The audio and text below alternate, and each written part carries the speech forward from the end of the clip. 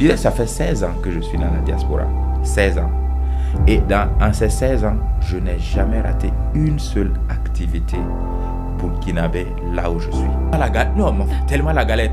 Tu passes des journées, tu n'as même pas $1 pour manger. Wow. Tellement la galette était... Imagine en ce temps, hein, je te dis que j'étais président de l'association. Je payais quelqu'un à $50 pour nettoyer le coin. Il y avait tellement de temps où je n'avais même pas les $50 pour nettoyer le coin. Il fallait nettoyer soi-même.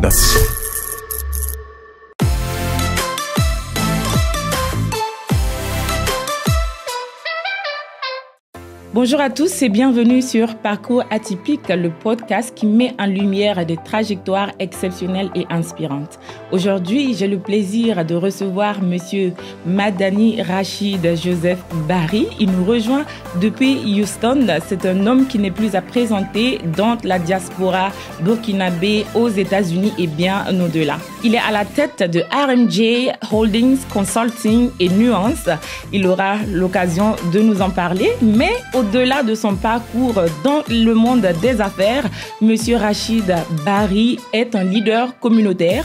Il a été président de l'Association des Burkinabés de Houston, délégué CSBE, consul honoraire du Burkina Faso à Houston. M. Rachid Barry, bonjour. Merci de nous rejoindre sur Parcours Atypique.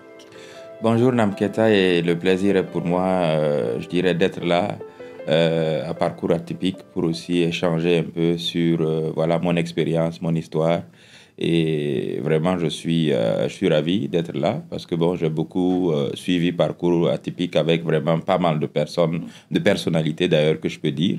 Et j'avoue que c'est une émission qui est vraiment très bien. Donc, chapeau à toi en tout cas avec le travail que tu fais, que ce soit au niveau du Burkina, dans la diaspora, ou même au-delà même, je dirais, la diaspora burkinabé, mais américaine en général. Donc, en tout cas, chapeau à toi et merci de m'avoir invité.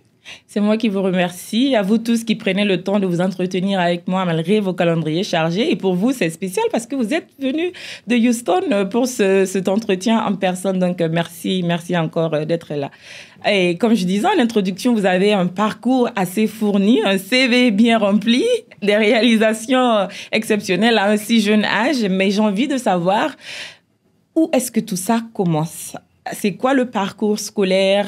C'est quoi les premiers pas de Rachid au Burkina Faso avant d'arriver aux États-Unis? Ok, je dirais que mon parcours, l'école primaire, c'était à Bobo-Dioulasso. Je suis né à Ouagadougou, donc j'ai grandi en fait à cheval entre Bobo et Ouaga, où pendant l'école primaire, l'année scolaire, je dirais, j'étais à Bobo et les vacances, je suis à Ouaga. Donc ça fait que bon, j'ai grandi à cheval entre les deux villes. Dans l'école primaire à Bobo-Dioulasso, à l'école primaire privée Gimbi Ouattara. Ensuite, j'ai fait le premier cycle à Bobo-Dioulasso toujours, au lycée Ouezem Koulibaly de Bobo. Et ensuite, je fais à Ouagadougou. J'ai fait le second cycle où j'ai eu mon bac D au collège privé Wen Managda. Voilà, et donc après cela, j'étais au Ghana. J'ai fait 2 ans au Ghana, à Accra, et après Accra maintenant que je suis venu aux États-Unis. Donc c'est un peu mon parcours, je dirais un peu mon parcours scolaire, si je peux le dire ainsi. Quand vous avez choisi la série D pour le baccalauréat, est-ce qu'à l'époque vous aviez en tête ce que vous voulez devenir plus tard? Je dirais oui et non.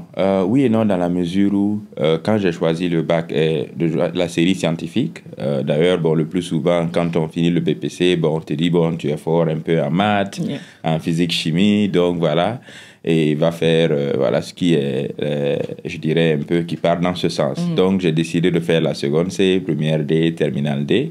Et par la suite, j'avais quand même, je disais non, peut-être je voulais être médecin. Quand j'étais petit, je disais je voulais être médecin. Et après ça, je dis non, peut-être je vais être ingénieur. Donc, j'avais un peu pas mal de, je dirais, vraiment, je balançais un peu, voilà, entre ces parcours-là. Et bon, par la suite, arrivé au Ghana et puis bon, les Ghana aux États-Unis. Bon, maintenant, j'ai une idée claire de ce que je fais, de vraiment, voilà. Et après ça, j'ai vraiment pu au moins savoir ma voie, je dirais, académique et professionnelle, qu'en tout cas je suis. Et que bon, voilà. Qu'est-ce qui vous a mené au Ghana? Au Ghana, c'était aussi la poursuite des études, hein.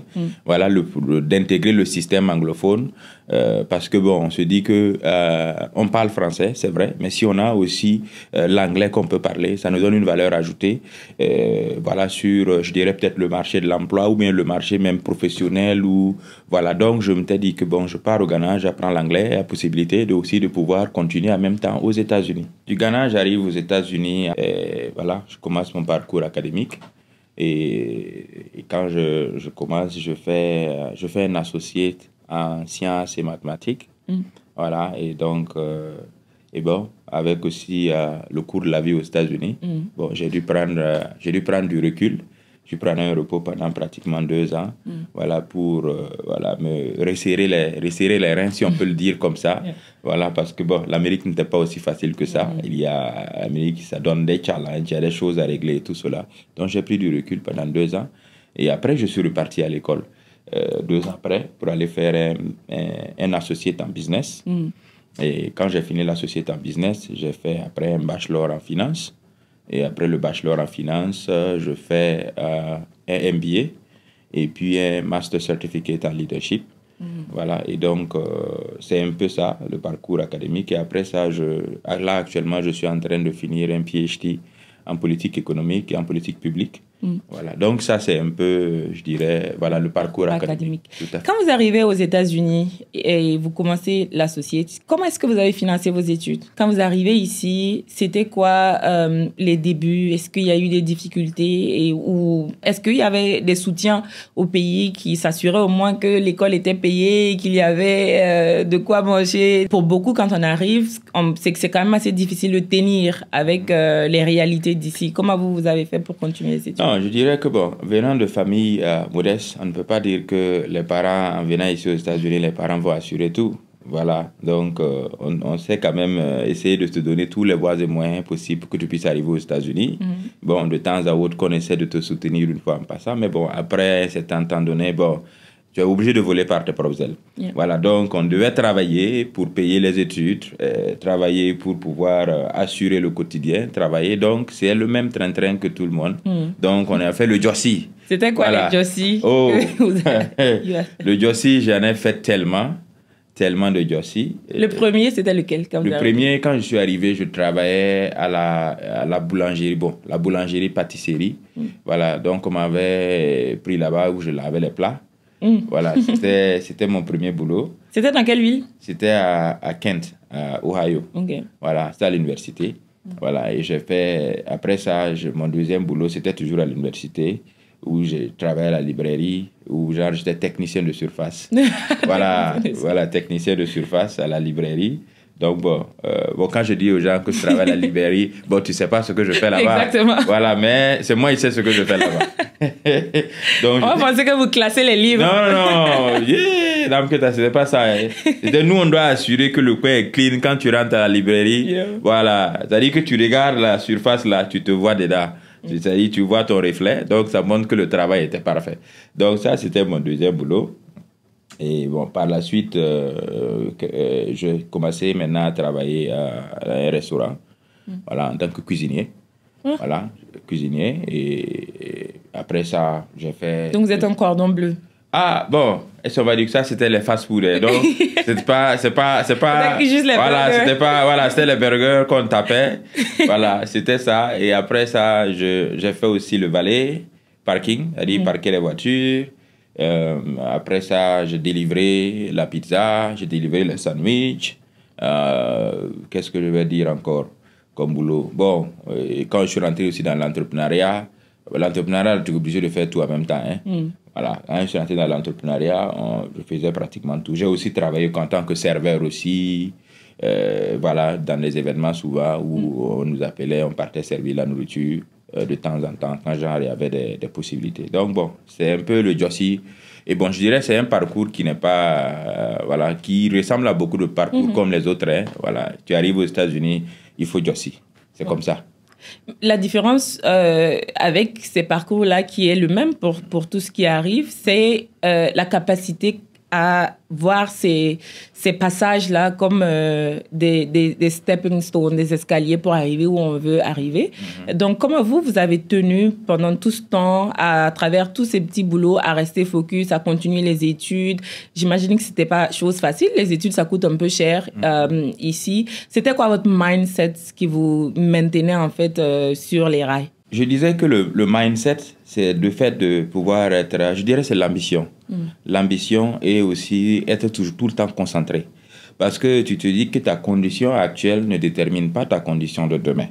Et la seule manière que ta condition de demain peut changer, c'est par tes actions d'aujourd'hui. Ce que tu fais aujourd'hui détermine comment ton lendemain va ressembler, à quoi ça va ressembler, comment est-ce que tu veux le vivre demain. Donc, ce qui fait que tu dois prendre des actions maintenant, être concentré dans ton job à faire le travail correctement. C'est-à-dire que tout boulot que tu le fais, aussi petit, aussi minime que le soit, fais-le très bien. Et au-delà de ça, aussi sachant aussi que tu as envie de pouvoir évoluer, tu sais que tu dois être quelqu'un qui est dans perpétuelle recherche de la connaissance. Donc, ce qui fait que quand tu fais ton boulot, tu es dans la recherche perpétuelle de la connaissance, tu ne peux que, en tout cas, bien planifier dans la mesure du possible. Voilà, parce que, bon, il y a un ensemble de choses qui dépendent de toi et puis, bon, l'ensemble des choses qui dépendent peut-être de la nature de Dieu que l'on met à côté. Mais pour moi, je me dis que toutes les forces, toutes les choses là doivent être concentrées dans ta tête et que tu sais ce que tu veux faire demain. Donc, c'était ça. C'est très bien dit. C'est James Clear qui disait que tout ce qu'on fait ou qu'on ne fait pas, c'est un vote pour la personne que tu veux être demain.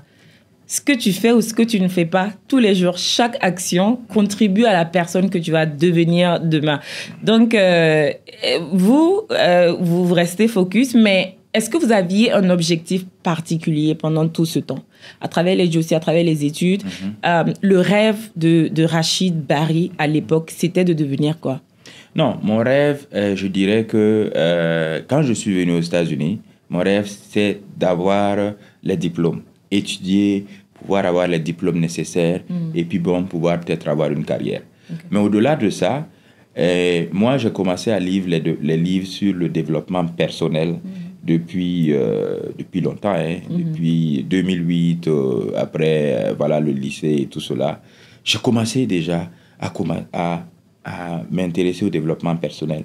Donc, quand je suis arrivé aux États-Unis, et c'est-à-dire dans la même lignée, je dirais, et je me suis mieux approfondi dans la lecture du développement personnel parce que je suis quelqu'un qui lisait d'ailleurs beaucoup. S'il y a un seul livre que vous devez recommander à ceux qui veulent réussir, ça sera lequel? How to Win Friends and Influence People, de Dale Carnegie. It's a good one. Yeah. Je dirais que pour moi, je dirais j'ai un ensemble de livres que je vais peut-être recommander à des gens, mais ça, je dirais, pour moi, c'est le meilleur à quelqu'un qui n'est pas un lecteur, mais qui veut comprendre un ensemble de développement et pouvoir analyser un ensemble de choses. How to Win Friends and Influence People. C'est quoi le key takeaway de ce livre? Non, le key takeaway, c'est-à-dire que how to win, comment pouvoir avoir des amis et puis pouvoir aussi être quelqu'un influencé autour de toi. C'est-à-dire comment tu comprends la condition humaine, comment tu construis les relations, comment tu te crées aussi ton chemin, sans pour autant, c'est-à-dire qu'en servant et en étant là, en faisant le travail correctement, en entretenant de bonnes relations, ton futur ne peut qu'être meilleur. C'est-à-dire qu'en servant les autres, tu te sers toi-même. Yeah. Yeah. C'est ce que je dirais. On va maintenant parler un peu de votre engagement communautaire. Comment est-ce que vous arrivez à avoir la confiance de vos contemporains ici aux États-Unis? Vous êtes arrivé vraiment jeune. Et déjà, dès le pays, vous avez été délégué de classe, donc les germes de ce leadership-là étaient déjà là. Quand vous arrivez ici avec d'autres jeunes de votre âge ou de votre ville, comment vous arrivez à vous faire connaître, comment vous arrivez à vous faire aimer et apprécier au point qu'on décide de vous confier certaines responsabilités comme président d'association? Ok, bon, je dirais que l'engagement communautaire, c'est-à-dire au service des autres, ça a toujours été une passion pour moi. C'est une passion, je dirais c'est comme un sacerdoce, si on peut le dire ainsi. Donc, que ça soit à l'école primaire, j'étais délégué de classe à l'école primaire. à l'école, au secondaire, au premier cycle, j'étais délégué de classe. Au secondaire, au second cycle, j'étais aussi délégué et délégué général. Donc, je dirais que déjà, l'engagement communautaire et l'engagement social, estudiantin et tout cela, c'était déjà là depuis longtemps. Donc, moi, j'ai toujours été quelqu'un qui, quand on dit qu'il y a le social à le faire, quand on dit qu'il y a quelque chose à faire pour la communauté, pour notre génération, pour nous les jeunes, pour le pays, moi, je suis toujours présent parce que je prends du plaisir à le faire. Je prends du plaisir à rendre service. C'est un sacerdoce. Donc, dans ce même contexte-là, je disais, quand la dernière fois, j'exposais un ensemble de choses que je suis engagé dans la communauté. Je disais, ça fait 16 ans que je suis dans la diaspora. 16 ans. Et en ces 16 ans, je n'ai jamais raté une seule activité burkinabé là où je suis. Wow. Il y a une seule, même que ça soit une activité, c'est même les matchs de football, que je n'ai jamais raté une seule activité pendant 16 ans. C'est quand même demandant en termes de temps, de ressources. Oui, bien sûr, c'est demandant, c'est du temps, c'est de l'argent, c'est de l'énergie et tout cela. Mais, comme on le dit en anglais, guess what? I love doing that. Donc, pour moi, je ne vois même pas que c'est comme des efforts extraordinaires. Voilà, être là quand il y a un événement, être là pour soutenir, être là parce que c'est le pays, c'est la communauté. Parce que ta communauté, c'est ta première famille à l'extérieur. Voilà, il ne faut jamais oublier ça. C'est ta première famille. Et puis quand on parle du Burkina, on est tellement patriote, on a cela. Donc, tu as le devoir et l'honneur d'être présent. Donc, pour moi, ça a toujours été ça. Donc, quand tu prends toutes ces années d'engagement, si je te dis que j'ai toujours été là, donc ce qui fait que, et aussi, on s'intéresse à pouvoir régler les problèmes. À pouvoir contribuer. Parce qu'on apprend des autres, on apprend de tout. Donc, ce qui fait que peut-être pouvoir avoir un mandat, ça devient, je ne vais pas dire chose facile, mais quand même chose où, voilà, les gens savent que tu es présent, que tu portes ça dans le cœur. Voilà, que c'est quelque chose que tu aimes faire et que tu veux bien le faire aussi, surtout. Donc, dans ce contexte-là, que ça soit quand je suis devenu président de l'association des Burkinabés de Houston, je l'ai fait pendant 3 mandats. Pendant 3 mandats? Pendant 3 mandats. Voilà, pendant 3 mandats. Et après ça, je suis parti. J'étais au conseil des sages. Voilà, une structure même d'ailleurs que j'ai mis en place juste avec mon équipe quand on quittait la présidence. Et on a, pour pouvoir aussi vraiment mieux accentuer l'engagement communautaire et tout cela. Donc, j'ai servi là-bas pendant pratiquement, je dirais autour de peut-être 2 ans, après mes 3 mandats. Et automatiquement, après ça, je suis devenu délégué au Conseil supérieur des Burkinabés de l'étranger. Et en étant délégué, et quelques années juste après ça, je suis devenu consul honoraire. Président de l'association, délégué CSBE, c'est des postes électifs. Tout à fait. Les élections, comment ça se passe? Est-ce qu'il y avait des challengers? Est-ce qu'il fallait se battre pour prouver qu'on est la personne qu'il faut? Est-ce qu'à quelque part aussi, Monsieur Rachid n'aime pas le NAM un peu? Non, on ne va pas dire que j'aime le NAM, hein, parce que bon, j'étais président, j'ai quitté. Voilà, j'ai quitté, après mes 3 mandats, j'ai décidé de partir. C'est pas comme le mandat était limité, j'ai décidé de partir après cela et laisser la chance aussi à d'autres personnes de contribuer, d'amener leurs idées.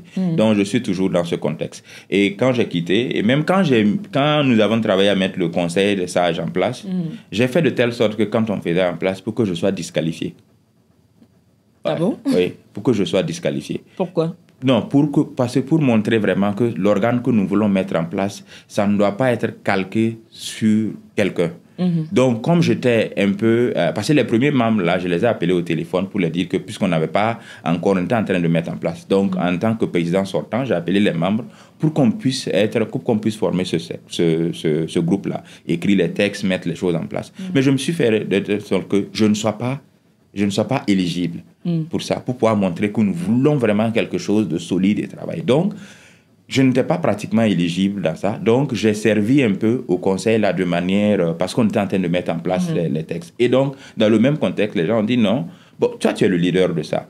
et tu veux encore te disqualifier, au moins serre avec nous le temps que nous puissions organiser les élections pour mettre des gens quand même trucs. Donc j'ai juste servi un peu dans ce contexte-là, mais en quittant en même temps. Et quand les élections sont passées, je ne me suis pas présenté pour être voilà. Donc c'est pour montrer que nous sommes toujours dans l'intérêt supérieur, le servir. Voilà. Donc avoir un challenger, bien sûr, on a eu des challengers, que ce soit en tant que président, quand je devenais président de l'association, il y avait challenger. Quand je devenais délégué CSB, il y avait aussi challenger. Mais c'est de toujours montrer que... C'était quoi les forces de non, M. Barry? Non, bon, les forces, c'est la disponibilité. C'est toujours le travail, l'innovation, être présent pour les gens, donner un programme clair de comment est-ce que tu penses pouvoir régler les problèmes communautaires, mais comment est-ce que tu veux aussi amener un ensemble de choses, d'innovation, pour pouvoir dynamiser et pouvoir donner vraiment le sens de pouvoir, le sens de la cohésion, d'être là présent ensemble et de pouvoir trouver des voies et moyens afin que nous puissions nous épanouir. Donc, c'était vraiment ça. Et c'est quoi les actions fortes que vous avez posées en tant que leader communautaire, que ce soit en tant que président de l'association, en tant que délégué, et plus tard, même en tant que... Bon, on ouvrira le chapitre consul bientôt. Bon, mais... en tant que délégué, on a fait beaucoup d'activités, que ce soit président, parce que quand j'arrivais en tant que président de l'association de Burkinabé de Houston, l'association n'existait pratiquement plus. C'est-à-dire, comme on dit en anglais, c'était forfeited. C'est-à-dire qu'on a dû remettre les textes en place, on a dû créer de la confiance parce que les gens se disaient non, l'association, pourquoi il faut participer. Donc, d'abord, créer cette envie de pouvoir pouvoir se reconnaître en quelque chose. Donc, on a dû d'abord s'aimer cette graine-là encore, pouvoir organiser des activités. Et quand je dis des activités, bien sûr, des activités communautaires où nous avons fait des séances de formation pour les jeunes, pour qu'ils puissent pouvoir choisir peut-être un bon major. C'est-à-dire, on a fait des activités. On a même donné des bourses. Oui, quand j'étais président. Financé par qui? Financé par l'association. Wow. Oui, on a donné des bourses au niveau, quand on était à l'association, donner des bourses dans la communauté pour pouvoir permettre à d'autres de pouvoir contribuer parce qu'on sait aussi, en tant que F1 student, on est passé par ces étapes-là. On sait que ce n'est pas facile. Tu dois aussi pour pouvoir payer les études. Absolument. Donc, c'était dans le contexte, l'objectif, c'était de créer des possibilités pour montrer l'excellence. Donc, on a donné des bourses, on a fait des formations en immigration, on a fait, je dirais, des journées, de pouvoir aussi aller contribuer. On a été dans des organisations comme Houston Food Bank dans le temps pour pouvoir apprendre, pour pouvoir permettre le bénévolat. Donc, que ce soit immigration, éducation, bénévolat, des bourses, des activités et inviter même des stars du pays. En son temps, je me rappelle, quand j'étais président, on a fait venir Floby à Houston, on a fait venir Des Altino, on a fait venir vraiment pas mal. Il y a beaucoup qui sont venus même dans la suite, que ce soit Smarty, pas mal d'artistes qui sont venus par la suite. Donc, c'était vraiment de montrer. Et on a pu vraiment créer, je dirais, cet aspect communautaire-là, où à Houston, même quand je prends aussi au niveau du sport, on a pu dynamiser le sport en son temps, où on a participé même à des tournois organisés par la ville de Houston, en partenariat avec les communautés africaines. Donc, on a pu vraiment créer ce sens-là. Et bien sûr aussi, pouvoir régler les problèmes. Les problèmes sociaux, ça arrive toujours que quelqu'un qui n'a pas un appartement, qui cherche un appartement, que ce soit, malheureusement, des décès ou aider quelqu'un à avoir du boulot. Donc, on était engagés dans tous ces fronts. C'est ça qui nous a donné un peu, quand je dis nous, c'est-à-dire nous en tant que le bureau, en tant que l'institution, va donner aussi quand même la reconnaissance, à dire que des gens qui sont là pour régler des problèmes et aussi créer de l'innovation. Et à l'issue de tout ça, vous êtes remarqué et nommé consul honoraire du Burkina à Houston. Comment ça s'est passé? Et cette fois-ci, ce n'est pas un poste électif, donc il faut forcément avoir un dossier solide pour que les autorités du Burkina voient en vous quelqu'un qui a ce mérite-là de représenter les institutions du pays ici. Comment s'est passée cette expérience? Bon, je dirais quand j'ai quitté la présidence, je suis devenu délégué CSPE. Donc, en tant que délégué CSPE aussi, nous avons commencé engager un ensemble d'activités. Je dirais, quand j'étais délégué CSPE, on a organisé, par exemple, le sommet Burkina Faso-Houston, États-Unis, où on a pu amener quand même des investisseurs aux États-Unis pour pouvoir discuter de comment est-ce qu'on peut investir au Burkina Faso, comment trouver des voies et moyens. Donc, et tout ça, par exemple, ça a été fait à fonds propres, sans aucun appui du gouvernement, sans aucun appui de personne. Donc, c'était à fonds propres. Donc, au-delà de ça, on a participé à d'autres activités. On a créé Diafaso, où on était là-bas pour pouvoir créer, et on a fait beaucoup d'activités. Donc, ça, c'était des choses quand j'étais délégué CSPE. Mais comment j'ai été nommé consul, c'est le parcours de ma présidence de l'association.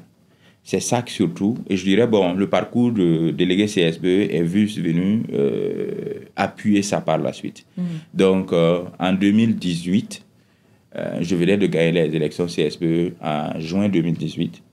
Et en décembre, parce qu'il faut d'abord savoir que quand on était à l'association des Burkinabés de Houston, il y avait un vieux projet de l'association, c'était d'avoir un consulat voilà, dans cette partie. Parce que nous, on est plus au sud, que pas comme à New York ou Washington, bon, l'ambassade et puis le consulat. Donc, c'était déjà un projet de nos anciens qui disait qu'il fallait au moins avoir, est-ce que c'est possible d'avoir un consulat? Bon, c'est le consulat général, lui, c'est quand même assez compliqué. Il faut passer peut-être au consulat honoraire. Donc, quand moi, je suis arrivé comme président, nous, on a continué à pouvoir échanger et à pouvoir voir dans quelle mesure on le met en place. Je me rappelle en son temps, par rapport au consulat, moi, j'ai eu à échanger avec l'ambassadeur Seydou Bouda en 2018. Non, même pas en 2018, désolé, en 2013. J'ai échangé avec le président, on a échangé avec le président Zida en son temps par rapport au consulat. On a échangé avec le chargé d'affaires Seydou Sinka. Donc, on était déjà dans cette dynamique-là. Mais en son temps, bon, quand nous on échangeait, quand je menais le projet en tant que président, c'était pas l'objectif en son temps, mais en 2013, si on me disait de devenir consul honoraire, je n'allais même pas prendre, je n'allais pas pouvoir. Non, parce que ça demande un ensemble, je dirais, de bagages intellectuels, de bagages surtout économiques, parce que c'est à fonds propres. Donc, c'est tout ce travail que nous faisons là, on demandait un consulat, et même par la suite, que ce soit avec le gouvernement sous le président Roch, on a continué de pouvoir dire qu'on venait vers un consulat. Donc en 2018, quand je gagne les élections, un peu vers la fin, avant la fin de l'année de 2018, que l'ambassadeur en son temps, Seydou Kaboré, voilà, qui m'appelle et qui me dit que bon, notre projet d'avoir le consulat depuis très longtemps, finalement, il va le remettre à jour et puis bon, il va penser en tout cas à pouvoir le réaliser. Parce que bon, c'est mieux qu'on puisse mettre des Burkinabés à la tête de pouvoir gérer ça. Et en son temps, d'une manière ou d'une autre, je dirais, un peu un candidat naturel. Voilà, un candidat naturel en tant compte tenu de tout ce que vous avez fait comme preuve. 3 fois président de l'association, délégué au conseil des sages, délégué CSPE, je venais de gagner les élections, je suis homme d'affaires, je dispose de mon temps. Bon, on avait aussi les capacités, on avait l'ensemble des requirements qu'on avait besoin de pouvoir avoir... aussi les capacités financières. Bon, un peu, ouais. Quand il dit les capacités financières, de pouvoir avoir quand même un espace où, genre, parce qu'il faut avoir ton propre bureau, le plus souvent, c'est mieux de disposer de ton temps. Parce que, bon, en son temps, déjà, moi, je voyageais déjà beaucoup en tant que délégué CSPE. Donc, d'une manière ou d'une autre, j'étais un candidat naturel. Donc, c'est dans ce contexte-là, on dit, compte tenu de mon parcours, c'est-à-dire mon parcours dans la diaspora, et j'étais aussi représentant des délégués CSPE, la zone Amérique. Ouais, en tant que délégué CSPE, mes pères m'avaient déjà élu aussi comme délégué CSPE et représentant des délégués de la zone Amérique, qui étaient les États-Unis, le Canada, le Brésil, et puis il y avait le Mexique, Cuba. Donc, je représentais aussi ça. Donc, j'étais pratiquement la voix de la diaspora, représentant la voix de la diaspora dans toute cette zone. Au-delà de ça, j'étais vice-président de Diafaso, où on faisait des actions au pays. Donc, il y avait vraiment un ensemble de choses quand même qui, de manière naturelle, voilà, qui donnait à ça. Donc, moi, l'ambassadeur, quand il m'a dit ça, on s'avait rencontré seulement que 3 fois. C'est pas comme si on avait une affinité. Des relations non, il n'y avait particulières. pas. Mais il m'a dit non, ton parcours parle avant. Ton parcours parle. C'est-à-dire que quand on regarde, c'est naturel. Voilà. Et je venais aussi de gagner des élections, juste quelques mois. Donc bon, c'était comme ça qu'on m'a nommé consul. Et puis bon, c'est dans ce sens. Consul honoraire, c'est bénévole. L'État ne met pas de ressources financières à votre disposition. Comment vous avez fait fonctionner le consulat d'où est-ce que vous avez tiré où est-ce que vous avez trouvé les fonds nécessaires pour faire marcher ça? Et qu'est-ce que vous avez pu entreprendre? Qu'est-ce que vous avez fait? Qu'est-ce que le consulat a apporté aux Burkinabés de Houston qu'il n'avait pas avant? Le consulat a apporté beaucoup. Parce que le consulat répondait à un ensemble de besoins qui étaient vraiment pressants au niveau, je dirais, dans la diaspora du sud des États-Unis. Alors, faire fonctionner le consulat, c'était à nos propres fonds. C'était à nos propres fonds. D'ailleurs, c'était une continuité. C'est la même chose en tant que président d'association. Il y a eu beaucoup de fonds qui ont été dépensés. Beaucoup. On a continué toujours de dépenser. Délégué CSBE, c'était beaucoup. Délégué CSBE, c'était beaucoup de fonds dépensés. Je sais que quand le prend aussi le consulat aussi, les sommes qu'on a dépensées, c'est-à-dire faire fonctionner le consulat parce qu'il faut avoir des employés, il faut le faire tourner, et il faut payer le loyer, il faut s'assurer que un ensemble de dépenses. Et la dernière Il n'y a vraiment aucun appui du gouvernement? Non, aucun. Je n'ai jamais reçu un franc du gouvernement pour faire fonctionner le consulat. Donc, il fallait avoir même un logiciel pour faire les cartes consulaires. Je l'ai acquis. Il fallait faire tourner le consulat à tout temps. Et moi, au niveau du consulat, j'étais ouvert 7 jours sur 7. Wow. Même chez moi, au consulat, le samedi, on travaille. Dimanche, on travaille. Et il y avait des employés qui assuraient la permanence? Oui, bien sûr. Il faut ça. Est-ce que les Burkinabés de Houston se sont mis ensemble pour créer un fonds, pour cotiser, pour pouvoir faire fonctionner leur consulat? Puisque le consulat, le format du consulat, c'est que c'est bénévole et que tu n'as pas d'appui. Et que c'est écrit à quelque part que de manière exceptionnelle, peut-être si vraiment il y a beaucoup de difficultés, tu peux aller demander des fonds. Mais nous, connaissant la situation du pays, je ne vais pas me mettre à aller demander des fonds pendant que le Burkina Faso traverse des périodes compliquées. C'était de contribuer. Donc, c'était d'abord de régler le problème des papiers. Parce que au niveau du consulat, moi, je faisais 11 documents burkinabés. Donc, passeport, carte consulaire, laissez-passer de rapatriement de corps, certificat de vie, certificat de... tout un ensemble de documents que nous faisions au niveau du consulat pour vraiment alléger. Parce que quand tu es vers Houston et que tu veux faire un passeport, avant le consulat, tu dois prendre un vol, tu viens à Houston et à Washington ou à New York pour faire ton passeport. Donc, imagine déjà ce que le consulat est venu régler. Et au-delà de ça, c'était aussi apporter des investisseurs au Burkina. Nous travaillons sur des projets. Moi, je sais que quand j'étais au consulat, je travaillais pratiquement avec 5 ministères pratiquement sur des projets. Voilà. Et il y a des projets qui ont abouti. Je prends par exemple, quand j'étais au consulat, la Brigade nationale des sapeurs-pompiers. Voilà.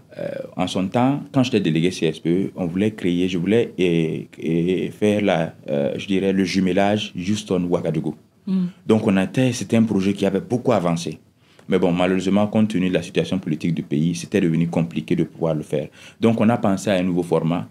Au lieu de continuer comme ça, comment est-ce qu'on ne fait pas peut-être au niveau sectoriel? Donc, on a pensé à créer un partenariat avec la BNSP. Ce partenariat, même d'ailleurs, je l'ai écrit pratiquement. Un projet, le mémorandum et la BNSP et puis la BNSP, on va dire comme ça, Fire Department de Houston ont créé, ils ont signé un partenariat qui a fait que pratiquement, on a eu du matériel de plus de 100 millions. Wow. Le franc CFA. Ce matériel est toujours là. C'est d'ailleurs même chez moi à Houston. Le matériel est à Houston ou le matériel est à destination des sapeurs-pompiers? C'est à destination, mais c'est déjà là. C'est déjà à ma disposition. Le matériel est déjà là. C'est déjà chez moi. Et pratiquement déjà emballé et tout. Et ça va. Il faut acheminer. Voilà, il faut acheminer. Donc ça, c'était depuis décembre. Ça, c'était même que d'ailleurs, on avait commencé le parcours, je dirais le partenariat quand j'étais consul. Mais après, quand j'ai quitté le consulat, il fallait aussi terminer ça. Donc, il y avait ça, il y avait des investisseurs qu'on a envoyés au Burkina Faso pour l'ensemble des projets. D'abord, un des projets que je travaillais dessus, qui est le projet du pipeline dont je travaillais dessus. Je travaillais avec pratiquement d'autres projets au niveau du ministère des Affaires étrangères, du ministère des Infrastructures, il y a le ministère je dirais de la jeunesse, où j'ai apporté des bourses pour des étudiants, pratiquement une bourse de pratiquement une valeur de 200 millions de francs CFA, qu'on a mis à la disposition du ministère des Sports pour pouvoir donner à des jeunes de pouvoir se former. Donc, il y avait tellement pas mal de projets dans ce sens-là, c'est-à-dire investissement, bourse, dons en matériel, pouvoir régler les problèmes au niveau de Houston par rapport à ceux qui sont présents. Donc, tout ça coûtait de l'argent. Moi, je sais que si je dois faire peut-être un petit bilan financier présidence, délégué CSB. Délégué CSB, ça m'a coûté plus de 100 000 $. Ça, c'est 100 000 $? Oui, investi, pour fonds propres, pendant le mandat de délégué CSB seulement. Ça vous a coûté à vous ou ça a coûté à la commune? Non, à moi. 100 000 $, c'est à peu près 60 millions de francs CFA. Est-ce que c'est le cas pour tous les délégués et les consuls honoraires? Parce que dans l'entendement commun, quand nous on entend que c'est bénévole, à la limite, ça veut dire qu'on n'est pas payé. Le temps, l'effort qu'on fait, c'est gratuit, c'est bénévole, on le fait pour aider. Mais est-ce qu'on s'attend à chaque fois qu'il y a un consul honoraire quelque part que cette personne paye le loyer, paye les employés, assure tout ce qui est dépenses administratives? C'est ainsi? Vous avez dit bénévolat. Et j'ai dit délégué CSB, j'ai dépensé plus de 100 000. Okay? Présidence aussi, c'était beaucoup aussi, hein. C'était pas un chiffre à négliger pendant la présidence. Mais délégué CSB, je n'avais même pas de bureau, des employés pour pouvoir m'occuper. Donc vous imaginez, consulat honoraire, ça a coûté combien? Plus que le double de ça. Wow. Yeah, plus que le double de ça. Quand je faisais mon bilan, je le disais, c'était autour de pratiquement 4 000 à 5 000 $ pratiquement par mois. 5 000 $ par mois pour le fonctionnement du consulat. C'est-à-dire que quand je fais je dirais la moyenne, là, quand je suis consul honoraire, chaque 3 mois, il faut aller à Washington pour aller faire le bilan financier. C'est à tes propres frais.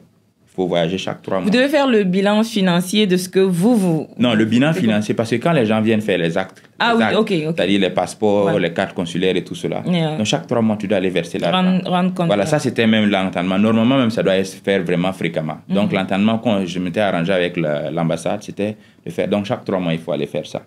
Moi, j'étais dans la dynamique de chercher des opportunités. Donc de trouver, de fouiller, de trouver tout ce qui est possible pour pouvoir vraiment apporter au Burkina Faso quelque chose qui peut apporter un plus, des initiatives, de l'innovation. Donc tout cela, ça coûte de l'argent. Bon, tout dépend. Est-ce que tu es un consul dormant ou tu es consul vraiment, ou tu es un délégué dormant? Bon, moi, dans ma philosophie, c'est comme je le disais tout de suite, c'est le travail bien fait. Et le travail bien fait, ça demande des innovations, ça demande l'engagement, ça demande du temps. Bien sûr, ça demande des ressources financières aussi. Mais si en tant que consul, vous avez dépensé plus du double, on est dans les 200 000 $, c'est des centaines de millions de francs CFA. Am I missing something? Qu'est-ce que, au-delà bien sûr de servir ses frères et son pays, c'est quoi le catch? Est-ce qu'à quelque part aussi, ça vous a facilité des opportunités, ça vous a rapporté quelque chose? La question, it sounds bad, mais en même temps, bon, en tant que jeune, on essaie de se construire. Vous êtes entrepreneur, vous essayez toujours de bâtir aussi votre empire et tout ça. Est-ce que the math is math? Yeah, je sais, la question que vous me posez là, plusieurs fois j'ai eu des débats où genre, les gens m'ont posé la question, mais non, Rachid, ce n'est pas vrai ce que tu dis. Qu'est-ce que tu gagnes? Ou est-ce qu'il y a forcément, c'est-à-dire qu'il y a anguille sous roche? C'est vraiment incroyable, parce que à cette allure-là, quand on va appeler quelqu'un pour être délégué, pour être consul, la personne va fuir. Non, c'est ça je dis. Non, je dis que il y a forcément des dépenses à faire. Oui. Forcément. Oui. Voilà. Ça, on ne peut pas être délégué et consul ou même président d'association sans des dépenses. Bon, président d'association, quand même, c'est, je dirais, une échelle plus petite. Délégué à une échelle moyenne. Et consul, ça, c'est une échelle plus grande. Donc, il ne peut pas. Maintenant, c'est à libre à toi de savoir comment est-ce que, bon, tu investis pour avoir des résultats. Moi, c'était la culture du résultat. La culture du résultat. Il faut avoir des résultats, il faut faire. Et je suis dans l'innovation perpétuelle, de servir mon pays, de faire des choses concrètes, des choses que nous pouvons. Et après, quand tu t'assois, tu dis, oui, le service a été bien fait. Donc moi, j'étais dans ce contexte. Donc pour moi, il n'y a pas... C'est-à-dire que l'amour pour le pays, là, c'est infini. C'est un amour infini. Donc pour ça, ça demande de l'investissement personnel, financier, temps, argent, énergie. Donc pour moi, comme tu le disais, le math is not mathing là. Mais pour moi là, c'est une satisfaction d'avoir fait ça. Wow. Et si demain encore je dois le faire, si je peux le faire 2, 3, 4, 5 fois, je le ferai de plus que ça. En tout cas, c'est très admirable. Voilà. Bon, et je dirais que ce que je fais et ce que j'ai fait, parce que jusqu'à présent, je continue de le faire. C'est vrai, je ne suis pas consul. aux yeux de tous, mais mon engagement pour le Burkina, je dirais que quand je parlais des sapeurs-pompiers, je n'étais plus consul, mais je continuais. En dehors de ça, nous sommes sur d'autres projets actuellement. Nous travaillons peut-être sur des choses, peut-être forcément qui n'est pas aux yeux, à cause du titre, mais on travaille, c'est un amour infini. Voilà. Donc, le MAF doesn't have to be mathing. Voilà.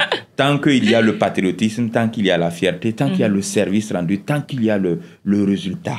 Il faut le résultat. Et pour moi, je dirais, tout ce que j'ai peut-être remercié, mais moi, je dirais que la communauté aussi m'a tout donné. Mon pays m'a tout donné. Donc, pour moi, c'est de manière naturelle que je fais ça. Voilà. Et ça a toujours été comme ça. Même quand je disais que, même quand j'étais au pays, délégué ou dans les structures estudiantines, c'était toujours le même sentiment. Se sacrifier beaucoup et donner, c'est ça. C'est un bon moment pour faire la transition vers votre vie de chef d'entreprise parce que ces fonds-là viennent forcément de quelque part. Tout à fait. On dirait qu'on n'est pas dans la même Amérique là. Non, on est dans la même Amérique. On est dans la même Amérique là. On est dans la même Amérique. C'est le même dossier qu'on fait. Voilà, non, c'est le même dossier qu'on fait. C'est un circuit caché que non, il y a pas il faut partager à nos téléspectateurs. Le circuit caché là, c'est le travail. Le circuit caché, c'est le travail, c'est la recherche de l'excellence. Pour moi, dans tout ce que tu entreprends, cherche à être le meilleur. Parce que quel qu'en soit ce qu'on peut penser, quel qu'en soit ce qu'on peut dire, si tu es le meilleur dans ce que tu fais, tu auras toujours ta place. Parce que ta place est méritée, parce que tu as travaillé pour l'avoir. C'est comme quand mon parcours académique sur les diplômes. C'est un travail continu. Quand je parle, au-delà même quand je pense, quand on a fait la transition sur les affaires, c'est le travail et le travail qui paye. Pour moi, c'est ça. C'était quoi les premiers pas dans l'entrepreneuriat? Les premiers pas étaient difficiles. Vous avez investi dans quoi? C'était quoi la première initiative? La première initiative, c'était New Ice. Voilà, c'était New Ice qui est un lounge. C'était la première initiative qu'on a commencé en 2014. Et 2014, quand on commence, je me rappelle en son temps, en 2014, je conduisais taxi. En son temps, voilà. 2014, j'étais un conducteur de taxi et je faisais le yellow. Voilà. Je faisais yellow depuis, j'avais commencé un peu avant cela. Donc, en ce temps, j'avais été président de l'association. Et donc, on avait organisé des soirées à New Ice, qui était un lounge club à Houston, africain. Et donc, on avait fait ça pour le nom de l'association, ça avait marché. Et après ça, le propriétaire a dit, mais bon, Rachid, vous avez quand même... vous avez pu mobiliser des gens et tout cela, pourquoi ne pas faire aussi souvent? Et nous, on avait déjà un plan de pouvoir créer un coin quand même africain. Donc, avec un de mes grands frères et puis un autre partenaire là. Donc, on s'est mis ensemble, on a commencé à organiser des soirées là-bas. Puis bon, après, on s'est dit... Après, le propriétaire et moi, on s'est entretenu. Il dit, bon, pourquoi ne pas le prendre le coin? J'ai dit, bon, ouais, on va le prendre. Mais... Il cherchait à céder. Donc, alors, je m'engage avec mes deux partenaires. On prend. Et pendant 6 mois, c'était la galère. Pendant 6 mois, on n'a pas fait un franc. $1, on n'a pas fait. Dans ce temps, on conduisait le yellow. Chacun conduit son truc pour ajouter de l'argent pour faire fonctionner. Parce que quand on commençait là-bas, une bouteille d'eau de $2, c'était vendredi $2, on n'arrivait même pas à vendre. Wow. Et on avait pratiquement 8 employés. Donc après, un des partenaires même est parti. Après, l'autre était plus dans le travail. Un de mes grands frères avec lequel on a Steve, qui est un partenaire. Donc il était plus dans le travail. Donc moi, j'étais vraiment présent là-bas. C'était quoi la configuration? Un lounge? C'était un restaurant? Non, c'était un club. Un club. Nightclub, boîte de nuit. Nightclub. Donc, je suis là-bas avec 8 employés au début. Et c'était pas facile. C'est pas facile, souvent pour payer les employés. Le nombre de fois qu'on a reçu les lettres pour eviction, je ne peux pas compter. Que ça soit dans le lounge, que ça soit personnellement, le nombre de fois que j'ai reçu des eviction letters, je ne peux pas compter.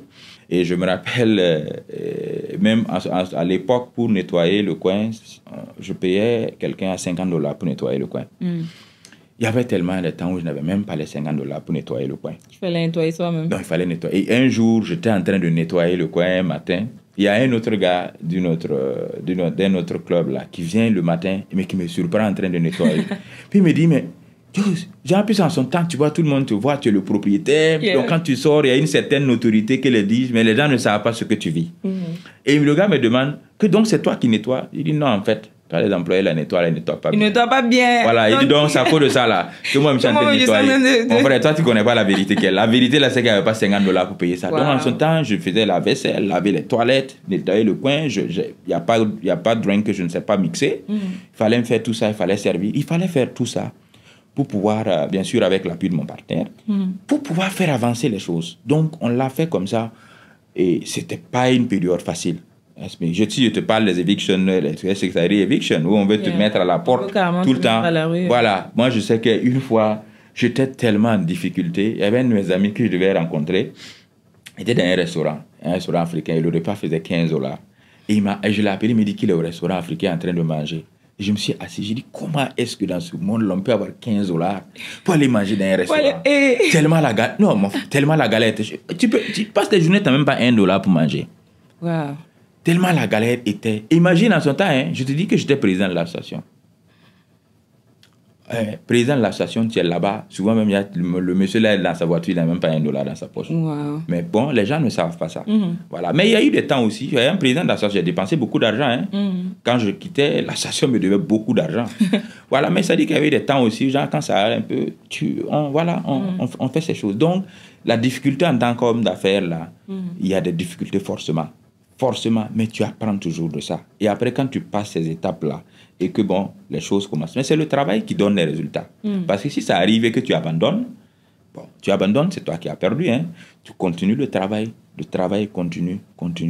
C'est comme ça. Et aujourd'hui, qu'en est-il de la boîte de nuit? Qu'est-ce qu'elle est devenue? Est-ce que la vision que vous aviez quand vous l'avez rachetée, est-ce que vous avez pu l'accomplir? Bien sûr. Aujourd'hui, elle fonctionne. Elle a même plus de 25 employés qui sont là-bas, qui travaillent, et tourne indépendamment de mon implication de tous les jours. Donc, ça suit son chemin, ça fait ça.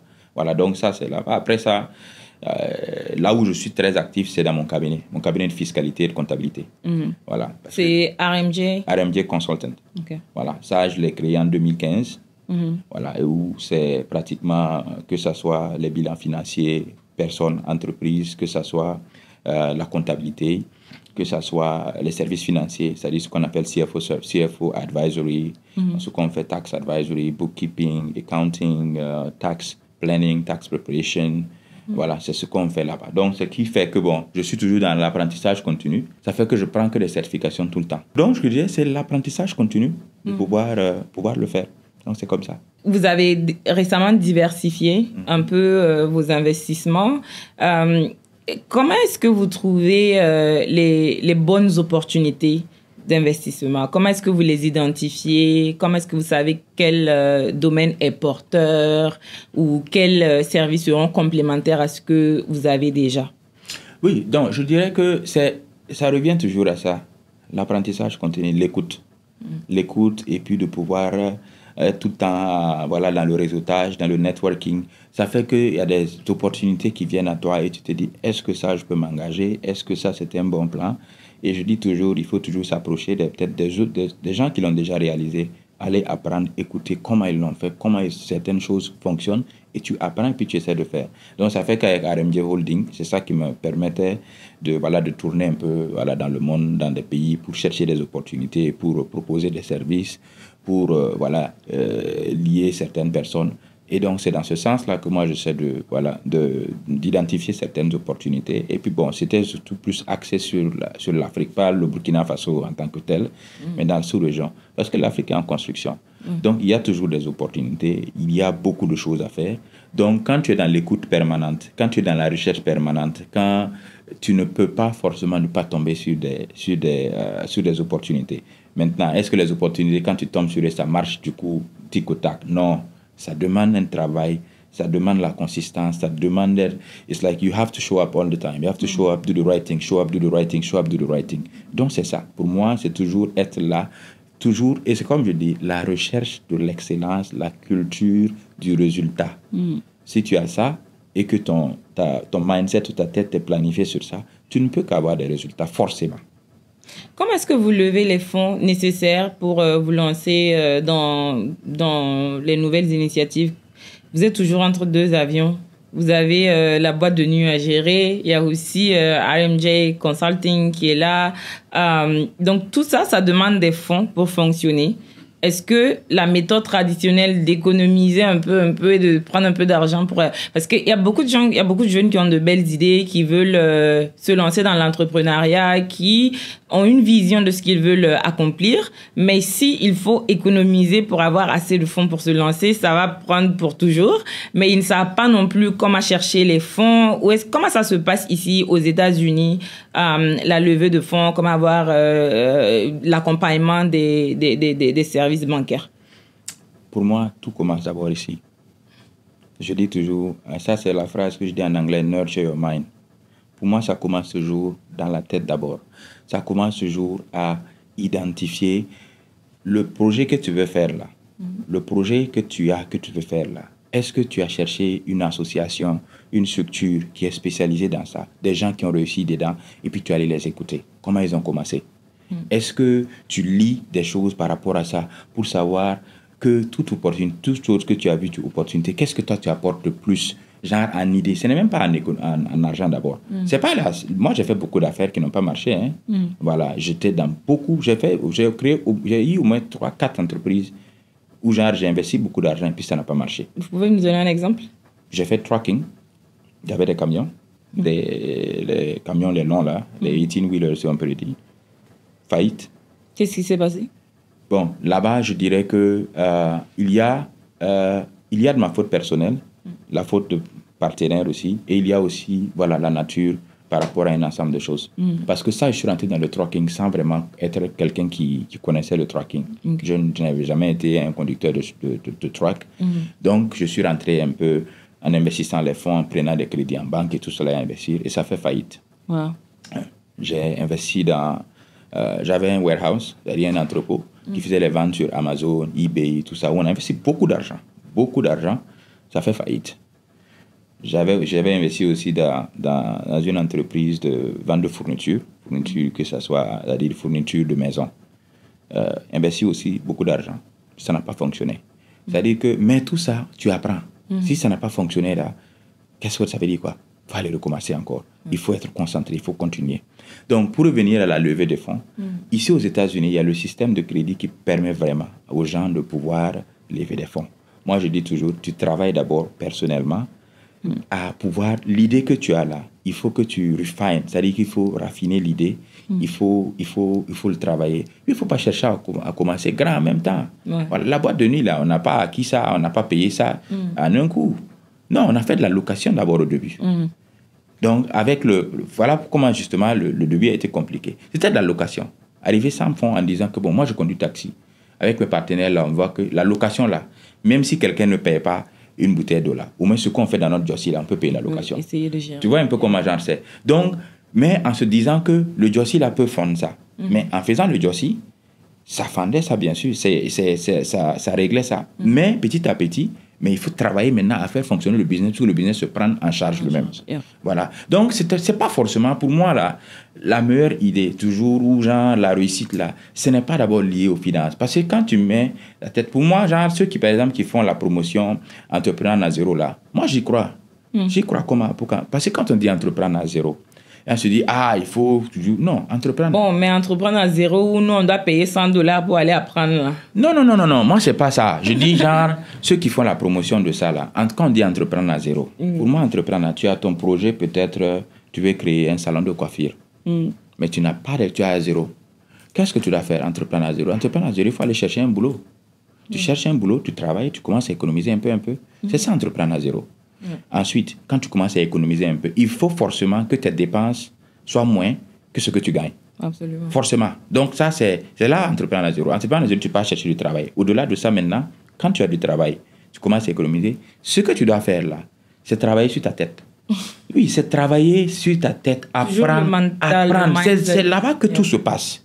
Quand tu apprends là, je vais te dire quelque chose. Quand quelqu'un a un projet qu'il maîtrise, il a tout ça en lui et qui te présente.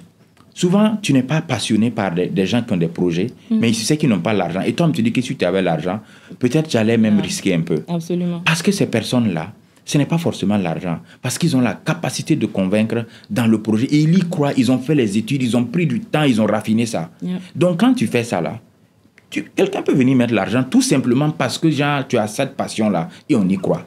Donc, tout ça aussi, ça fait partie de commencer à apprendre. Pour moi, si tu veux entreprendre, tu veux réussir. Si tu travailles sur ça, tu vas réussir. C'est peut-être aussi la leçon que vous avez appris des entreprises qui n'ont pas fonctionné, parce que le thème en commun, que c'est des domaines que vous ne maîtrisiez pas forcément ou que, enfin, vous n'étiez pas particulièrement passionné, mais sûrement qu'on vous a dit que, voilà, si on fait tracking, il y a de l'argent, donc on investit, mais il n'y a pas de passion, il n'y a pas de connaissance vraiment. Donc, exactement. C'est un très bon conseil. C'est comme ça que j'ai appris aussi mes leçons. Mais ça donne, parce que ces leçons que tu apprends là, ça te permet que la prochaine idée ou les autres affaires que tu as là, que tu les refines bien, que tu les travailles, et c'est ça.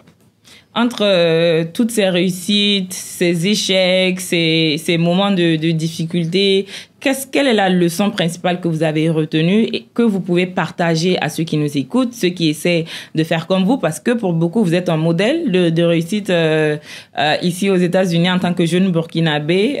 Donc, c'est quoi le conseil principal? Est-ce qu'il y a eu des moments où vous étiez vraiment dans le trou et vous avez pu vous en sortir? Et qu'est-ce qui vous a aidé? Qu'est-ce qui vous a tenu motivé? Et qu'est-ce que les autres peuvent apprendre de ces moments-là? L'ambition, pour moi, est la première des choses qui doit toujours être, comme on le dit, if you fail to plan, you plan to fail. C'est-à-dire, il faut avoir une énergie démesurée à vouloir réussir. Et que, quelle qu'en soit, que ta condition d'aujourd'hui ne détermine pas ta condition. Ta condition d'aujourd'hui n'est pas ta condition de demain. Mais ce que tu fais aujourd'hui détermine ce que tu gagnes demain. Donc, pour ceux qui sont dans le trou, pour ceux qui veulent entreprendre, pour ceux qui veulent réussir, pour ceux qui veulent faire tout, commence à travailler sur ton mental. Nurture your mind. Commence à travailler, à apprendre.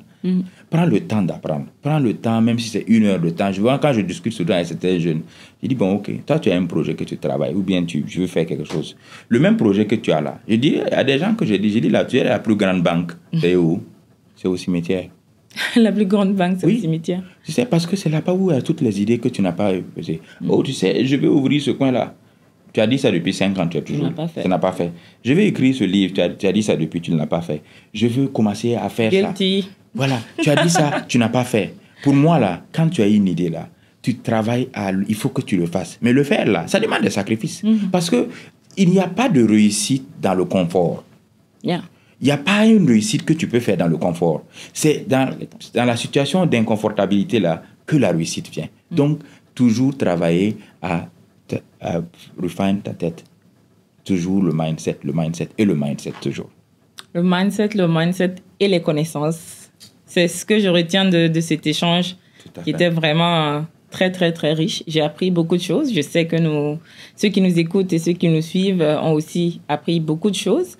Et merci pour tout ce que vous faites pour la diaspora, pour le Burkina Faso. Tous ceux qui vous connaissent sont au moins unanimes que quand il s'agit de s'investir, de se donner et d'être là pour épauler les autres, pour les accompagner comme vous pouvez, vous répondez toujours présent. Donc, merci pour tous ces efforts. C'est noticed, comme on le dit. Et votre réputation vous précède dans beaucoup de milieux. Donc, si vous avez un mot pour conclure cet échange, et bien sûr qu'on va vous avoir pour d'autres numéros pour parler spécifiquement de certains sujets comme l'entrepreneuriat, comme les taxes, comment réussir son parcours scolaire. Ici, c'est des thèmes qu'on aimerait bien aborder ensemble. Donc, ça sera un plaisir de vous avoir à nouveau.